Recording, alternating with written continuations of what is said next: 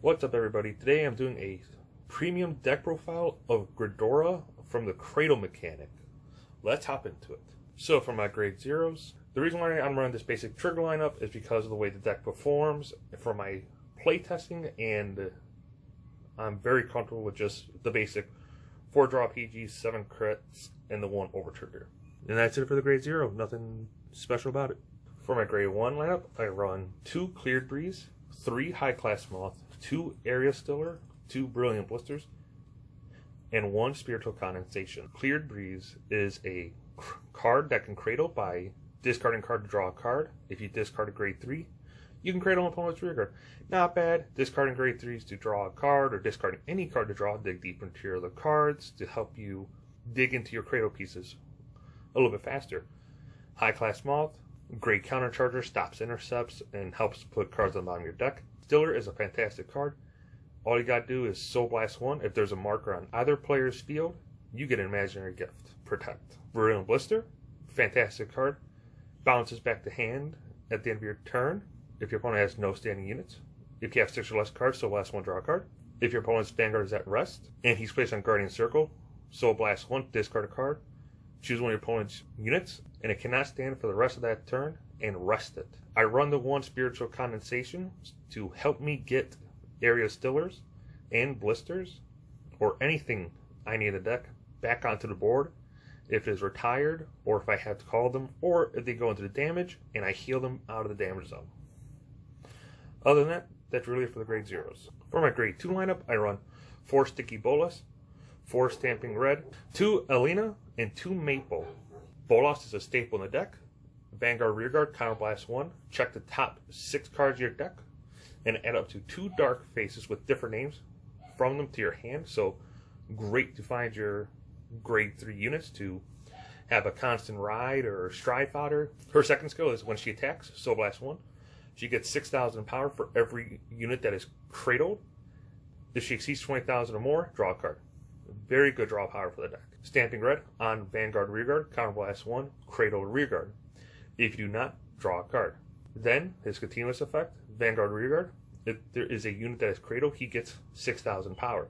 Makes him a 15k attacker, with all the grade 1s being 8k boosters, is always hitting 23k. Elena is another card that helps get your key cards back from the drop zone. So Stiller, Bolas, help you use Clear Breeze to ditch, draw, and potentially cradle again.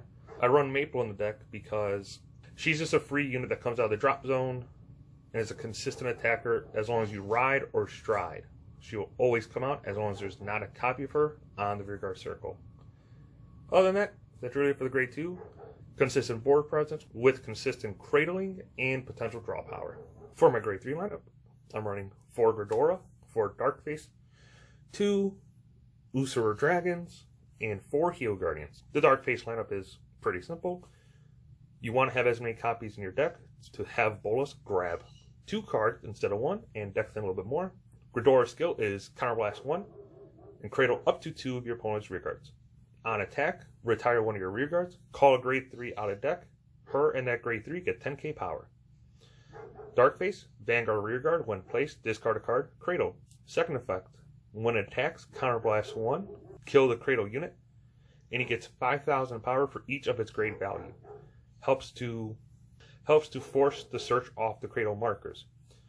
Reason why I'm running Ursula Dragon is because I can use him as a 13k attacker, kill him with Gredora, call out Darkface to cradle, and then he can come back for free when I ride or stride. So he's very good for the deck overall, in my opinion. And then the 4 Heal Guardians for defense, pressure, and all that.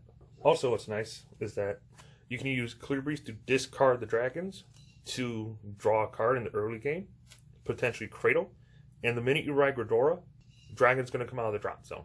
So help you get a free board on turn 3. You can use Cleared Breeze to discard Maple and also draw a card, which will make Maple live when you ride Gredora as well, getting you a free grade 2 on board and an intercept. So for my strides, I run 3 Gredoras, 4 of our brand new stride, 3 Overwhelms, 1 GB8, 1 Grisfort, 1 Featherwall, 2 Crew Evil, and 1 Relish Lady. I decided to drop Gredora down from 4 to 3 because I don't really go into her as much as I used to. She's more so for specific matchups. I go into Overwhelm more most of the time. So this is just kind of the lineup I've been running with Cradle. Gredora does Gredora stuff. Stun your opponent's stand phase so they can't stand the rear guards. Call a grade 3 out of the deck, so it could be Dark Phase to get an extra Cradle. The Dragon to be a 23k attacker to hit force decks and all that. Still a fantastic stride. New stride is great for putting on more pressure by minus them by 10,000 or getting resource to hand. And it's a free stride when it's on the Vanguard circle, so no counterblast, soul blast, or discarding skill. Overwhelm's great for drawing cards, going potential drive and crit, and giving your board power up. GB8 is great to try and close the game. Griceford for rest in the back row. Featherwall for an extra 10k buff if you can get it. Cruel Evil is a fantastic G-Guard that we got. And Relish Lady makes your opponent rest 2 if they do not get to draw a soul charge and counter charge to help get your resources back. So I'm a big fan of the new stride for Meg Colony and moving forward. So scenario. Let's say you have this kind of board set up. And you did Clear Breeze's skill to get a dragon in the drop zone. But let's say you also have Maple in the drop zone as well. So I have built this deck to be a Protect 2 build. So let's say you got your Protect 2 marker. So you stride the new stride, you get Maple and Earth Dragon out of the drop zone for just free. Now you use your new stride Vanguard circle. Flip a card in your G zone face up. Ideally, you're going to want to flip a copy of himself. Kill the Cradle unit at stand.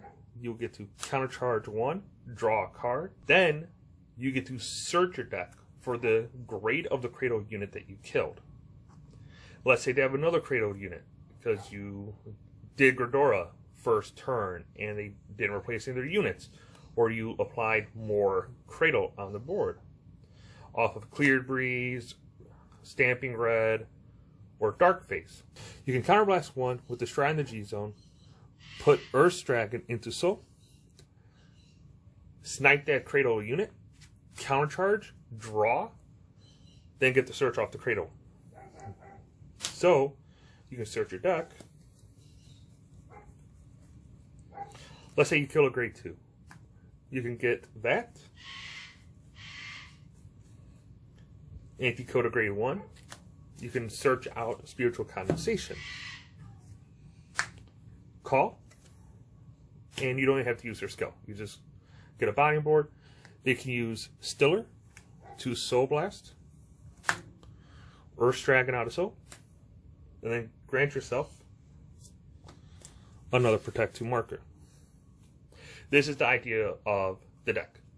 Just stride, Cradle, use the new stride in the G zone to keep putting Earth's Dragon into the Soul, and then using Stiller to rinse and repeat. Stock up on the Protect 2 markers, and if you can start finally minus them by power, they will demand more guard.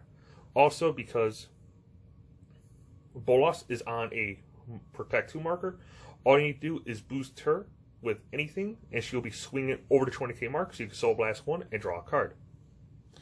The one thing I like to do is I like to do Overwhelm and draw as many cards as possible, and then proceed with the calling, cradling, using the stride in the G zone to snipe rear guards to give yourself more advantage. Because as long as you're using the new stride to snipe cradles, you're always getting 2 cards in hand and a free countercharge and a card in soul. Not that bad. I actually am enjoying this deck a lot.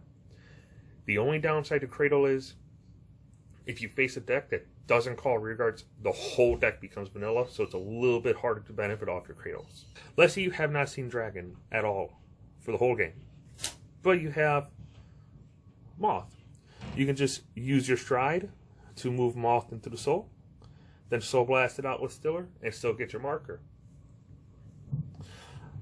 But obviously you're going to use her skill first, rest, and countercharge to do everything that it does before you move it into the soul. And then because Maple can always bring herself back when you're striding, you can just intercept with her, like so. She'll go to drop zone. Next turn when you stride, call her back.